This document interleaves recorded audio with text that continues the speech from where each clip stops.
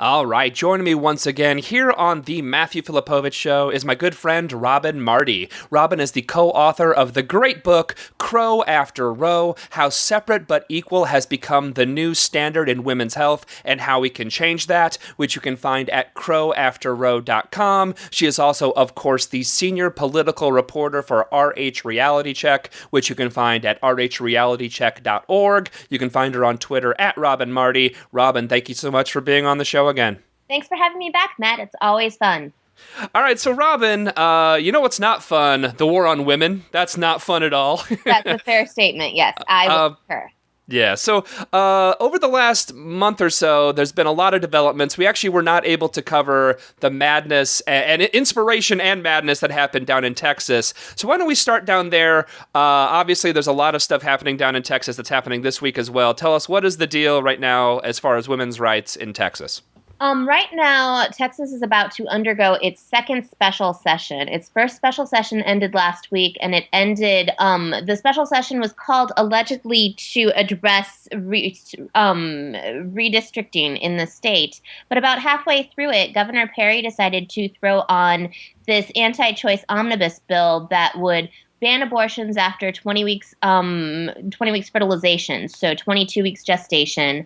It would make it impossible for U486 to be provided via telemedicine, so people would have to come back in for more than one meeting at their healthcare provider if they wanted to get a medication abortion. And based on these new ambulatory surgical center restrictions, it would essentially shut down all but 5 clinics in the state of Texas. So Texas would go from having over 30 clinics to having just 5 clinics that would offer abortion services. So this is a massive, massive assault on women's rights.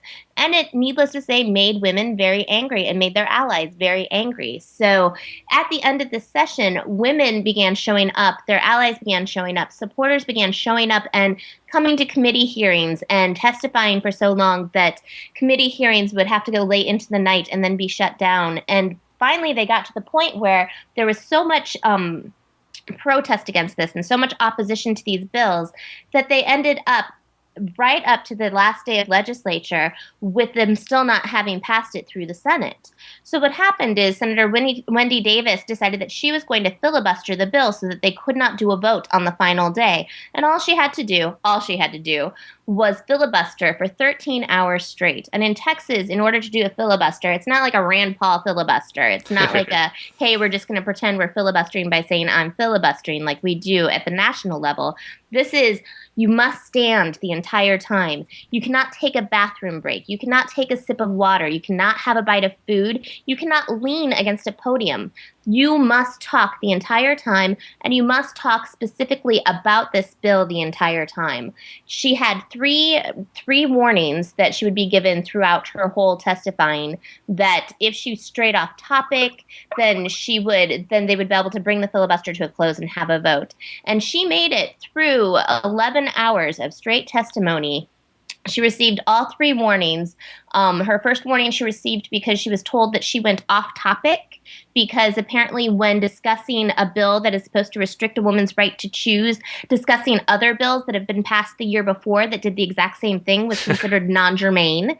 Right. Apparently that does not relate at all. Her second warning she received because a fellow senator helped her put on a back brace. And by that senator adjusting her back brace for her, that was seen as getting assistance for her filibuster. So that was her second warning. And then her third warning was at roughly 10 o'clock at night, and that was for allegedly once again going off the germaneness of the bill, and this was for discussing the ultrasound bill that had passed the year before. And by this point, we all knew that they were just getting desperate and trying to wrap up and end this filibuster on her. Some Democrats came in, they started making parliamentary moves. It became a filibuster within a filibuster over was this proper filibustering, and it kept going on. And finally, we were 12 minutes away from midnight, and at midnight was when the bill had to pass by. And one senator stood up and asked why she was not being recognized for being allowed to make her own comments, and why she was being ignored, and why were women being ignored on the floor. And at this point, the entire gallery, which was filled with abortion supporters, burst into applause and cheers. And the lieutenant governor said, if you people don't quiet down, I'm not going to be able to do the vote. Well, so of course, nobody's going to say, okay, we'll be quiet so you can restrict our rights. They yelled, they cheered, they catcalled, they made noise for 12 minutes straight. And by the end of it, they realized that, unbeknownst to anybody on the floor, the vote had happened, but the vote had happened after midnight. And so it had been accomplished. The filibuster had worked, and they had their victory for a day before the governor said, oh, well, I still really want this bill. So, hey, we're going to have another special session. And that's what is just started last week, and what they are attempting again to try and recreate the same atmosphere. It's a lot more wild because at this point, anti-choice activists have come in and said, we're not going to let you have the full stage. We're going to organize against you. It's a lot longer. The idea that it could possibly push the bill off through this entire 30-day special session, frankly, it's not going to happen. We're only a week into it, and they're already on their second committee hearing. So being able to push it all the way through, it's pretty unlikely, but the fact that it galvanized so many people to come back and realize exactly what the state government is doing to the women, what they're doing to the people that have already actively said, no, we don't want this, and how they're no longer playing by the rules at this point. That's the message that everybody's taking away from this. Yeah, and the whole fight was so inspiring. If you watch, you can, so many people watch the video of the filibuster, and then the crowd cheering for 12 minutes straight, which is just like, you get goosebumps just watching. I was watching the entire thing. I was watching it on YouTube. I was watching it via Twitter as it was going on. And at the point in which the filibuster at the end and the screaming, once that occurred, 180,000 viewers were watching it on YouTube, watching live streams through different sites, all watching these women cheer and these people cheer in order to try and keep their reproductive rights. Yeah.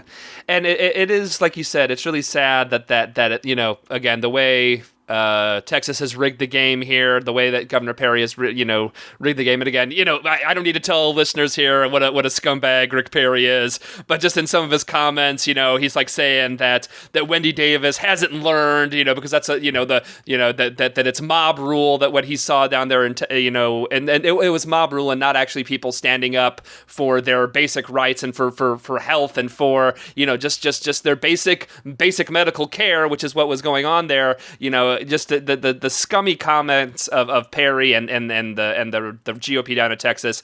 It's really is sad that it looks like it probably will end up going through, but it's also inspiring that it's not going down without a fight. Right. And what you said, your comment there about rigging the game, that's the thing that we're seeing so much in all of the other states, especially in the last 2 weeks. And what has really become a turning point in some ways on the fight against legal abortion is that in all these states, they are rigging the game. At this point, people have stopped playing by the normal rules that comes with legislature. We've seen that instead of singular bills, all of a sudden everybody is doing omnibus bills where everything is rolled into one. And so they'll speak about one particular part of the bill that seems reasonable, like, okay, a 20-week ban, maybe that's not such a huge deal, and not talk about the fact that they're shutting down 30 out of 35 clinics in the state. Or in Ohio, which just passed a budget bill where they put anti-choice amendments onto it so that Planned Parenthood is defunded. It's going to have major impact on transfer agreements that could close many of the clinics in the state. They are giving taxpayer money to crisis pregnancy centers. And at the last minute, literally 3 days before the bill began even being reviewed, they said that they were going to have a mandatory ultrasound that all women had to go through before they could get an abortion. These are all things that did not get a debate. They hardly got any public awareness and hardly any public eye because they were put on a budget bill. So they weren't debated individually. They were just stuck on a budget bill. And the governor, John Kasich, could have actually line item vetoed off each one of them. But as it got closer to the point in which he would have to sign the budget, he refused to even mention them other than just to say, well, you need to remember that I'm pro-life.